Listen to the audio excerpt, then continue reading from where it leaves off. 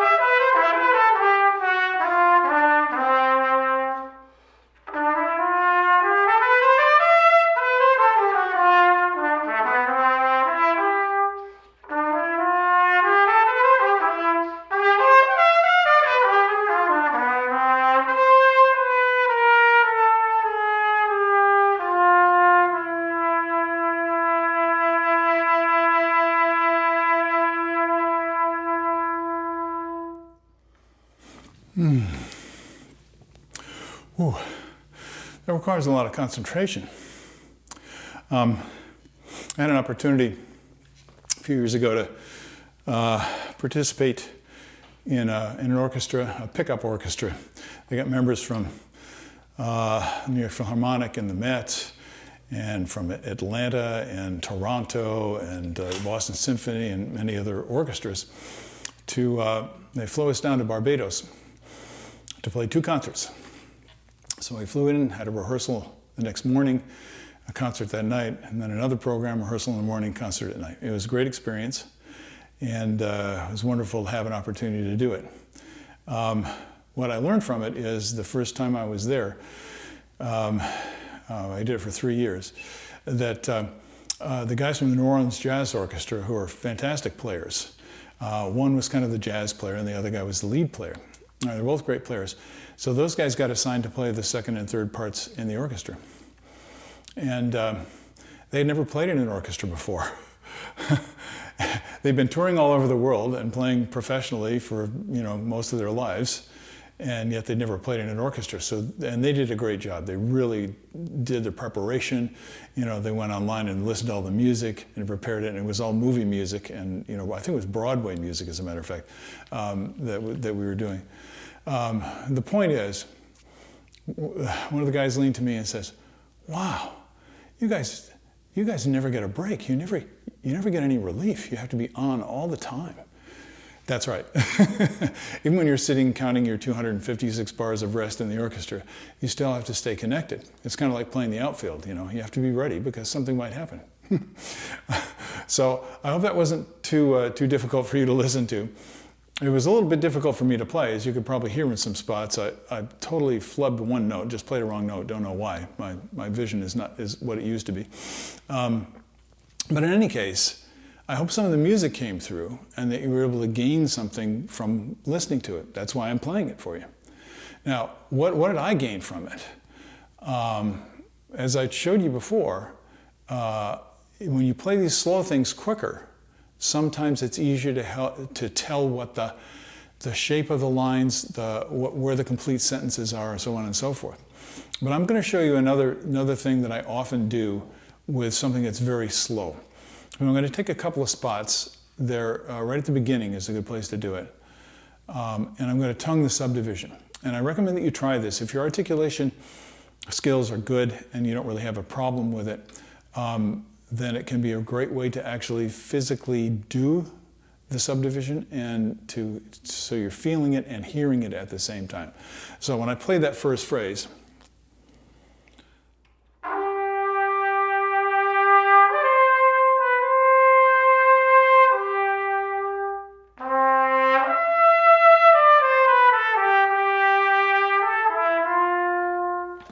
so there's subdivision going on all the time. Now, any experienced musician, any trained musician, any person who has a strong musical sense, whether they are a player or not, is automatically feeling the beats on the subdivision on a kind of an unconscious level. But you can actually do it on purpose.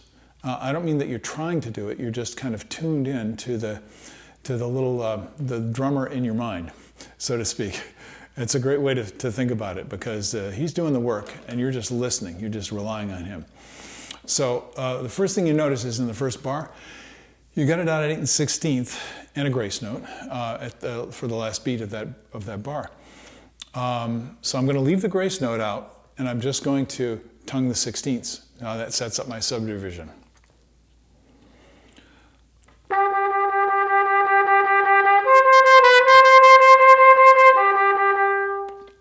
And this is what I want you to listen for. There are changes in musical intensity that take place incrementally, and the dots, the tonguing of the subdivision, lets you hear what's happening with those changes. Now, when they're sustained note, they happen gradually, and we notice them, but it's more subconscious.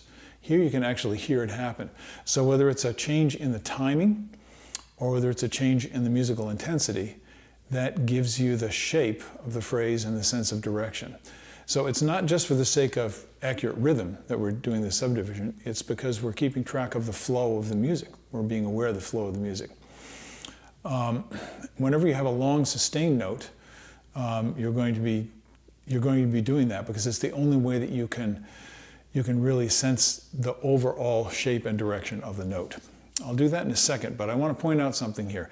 We got dotted 16th in the first bar, then 3 bars, third bar, we have triplet subdivision. So if I played that subdivision,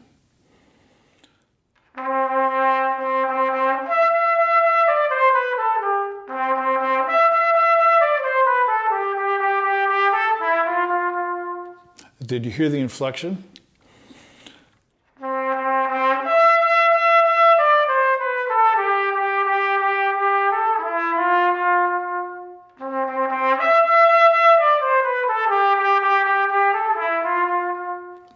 See, that helps you to imagine, it helps you to notice, it helps you to kind of keep track of where the gesture is. And that's a tremendously powerful thing in music. Now I'm going to play it without the subdivision tongued.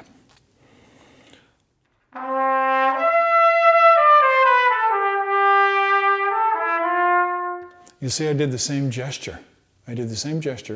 Only now it sounds natural. Sounds like singing.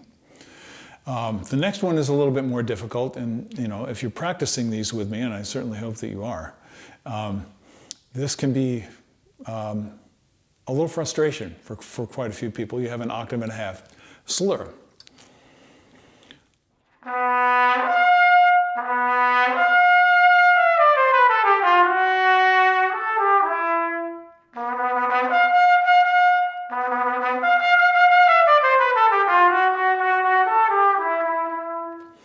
Do you see how I changed the subdivision? So that's a training thing. You have to train your mind to do that until it becomes totally second nature. And all you're really doing is you're just being aware of what you're going to do next. You're setting yourself up for the thing that comes next rhythmically. It's very powerful, and it's something that you really want to, you really want to be investing yourself in, because it can improve your playing no matter what kind of music you play. It can improve your playing tremendously to develop this skill. So that's the main thing that I wanted to point out in this etude, but since a lot of it is you're playing the subdivision, you're playing the 16ths, you're playing 32nd notes, you're playing triplets. I'm going to play another section and then let you go work. 2 spots. One is, let's see, pick up to bar 48, if you're following along, because there's a very long sustained note there. And I'm going to do the same thing at the end.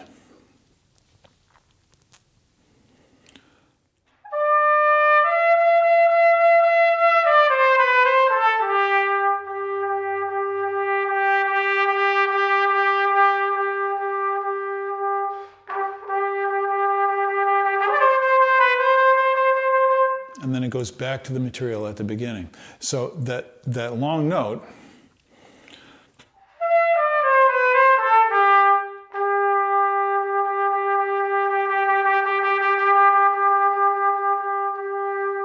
that helps me to let the music breathe.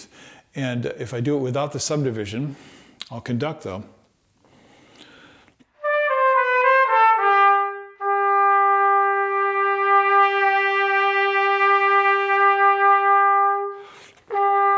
So just as if you were conducting, that's something a lot of modern music doesn't do. It never breathes. So you really want to take advantage of cultivating that sense when you're playing this music. I'm going to go ahead and just play the very end, starting middle of bar 72 for what it's worth.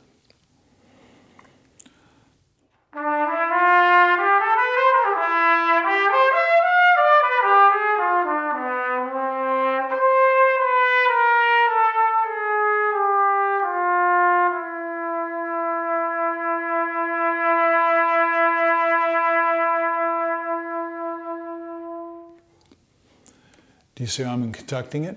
I'm doing it on purpose. I'm doing it intentionally. I'm not just holding a note. So take that thought and work with it, especially when you're playing slow stuff like this. Okay, Have a great day. Enjoy your music, and I'll catch you later on. Bye-bye.